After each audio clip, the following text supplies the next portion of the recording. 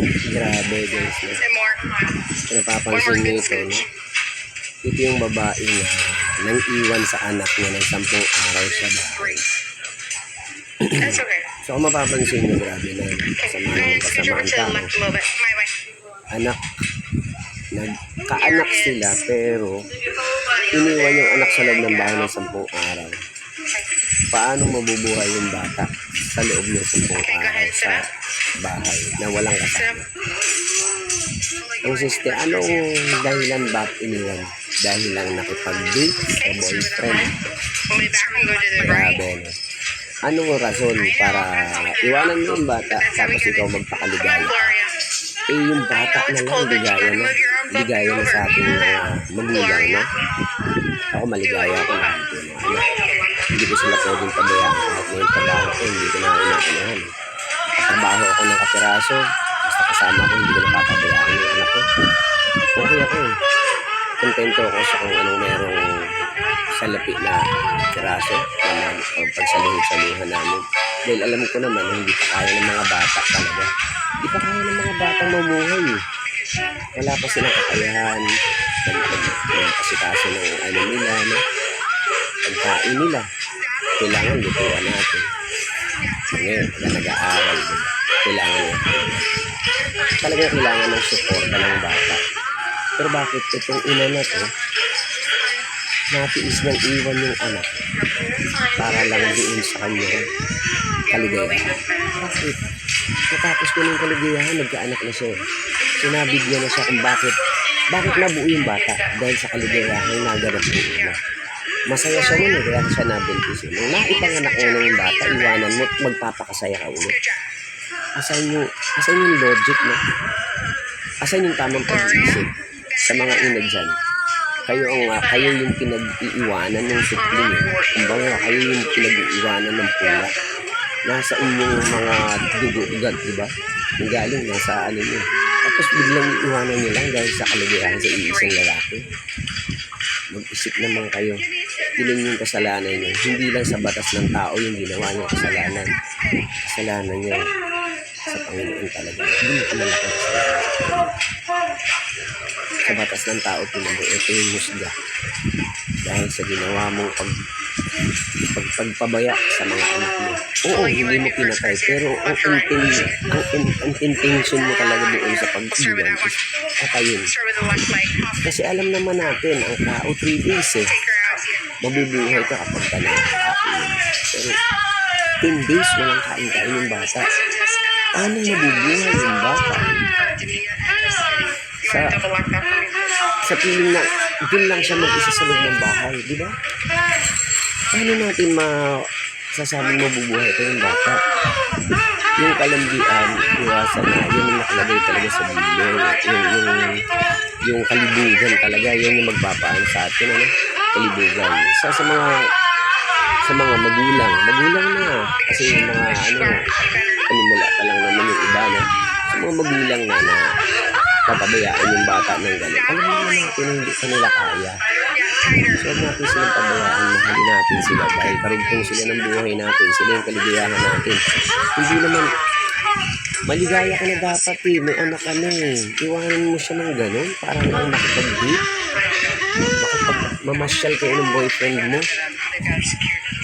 Doon naman sa boyfriend, alam naman na, hindi naman siguro sinasadya din ng boyfriend mo na pag-relasyon ka or ma-date mo. Siguro, pinaliwanagan siya na may naiwan sa bata or inilihim ng babae yung, kasi ganun eh.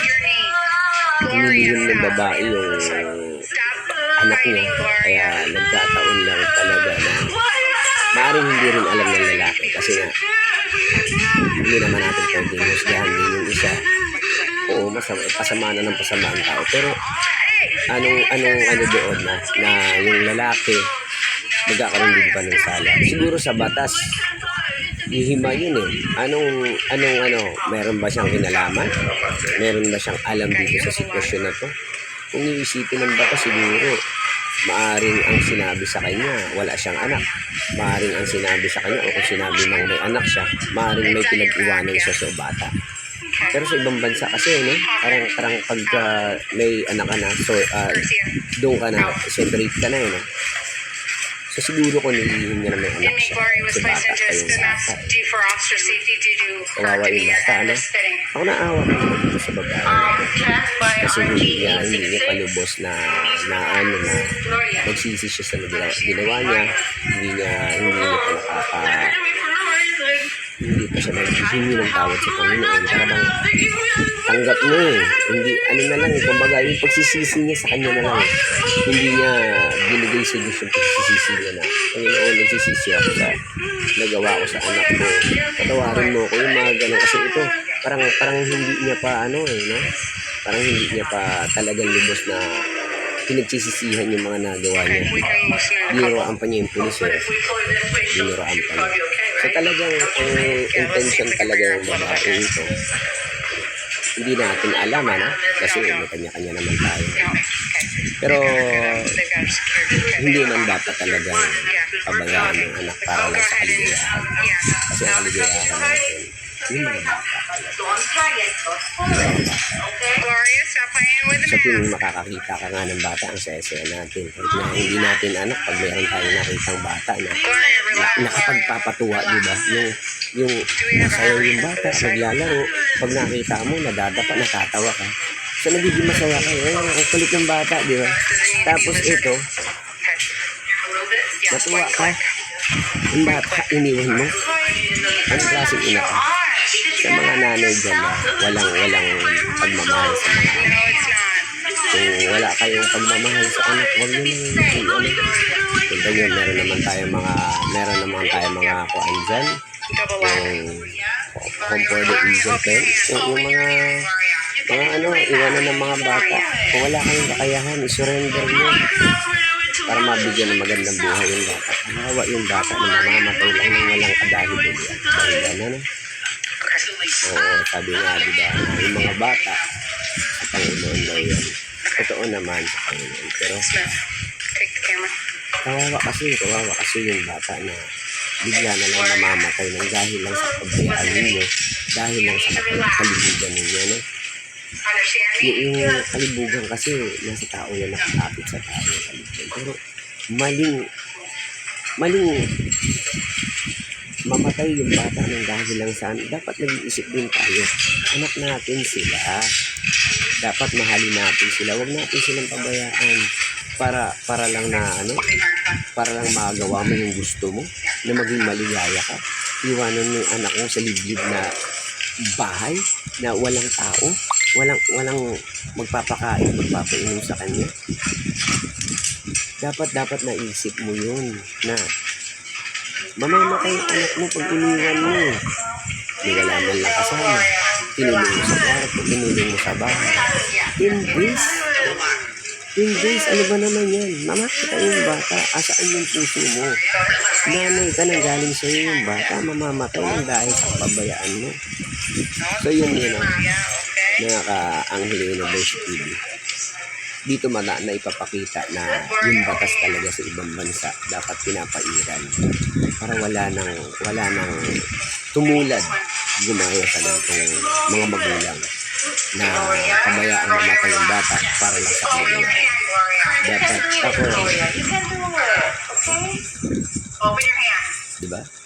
Ngayon, pagkatapos ng husgahan sa batas ng tao, yung kanyang pagkalipas ng darating ng Panginoon sa kanyang tayo harap sa mga nagawa natin kabutihan, sa mga nagawa natin kasalanan. Hanggat buhay ka pa, kilalanin mo yung Panginoon, humingi ka ng tawad, magsisi ka sa kasalanan.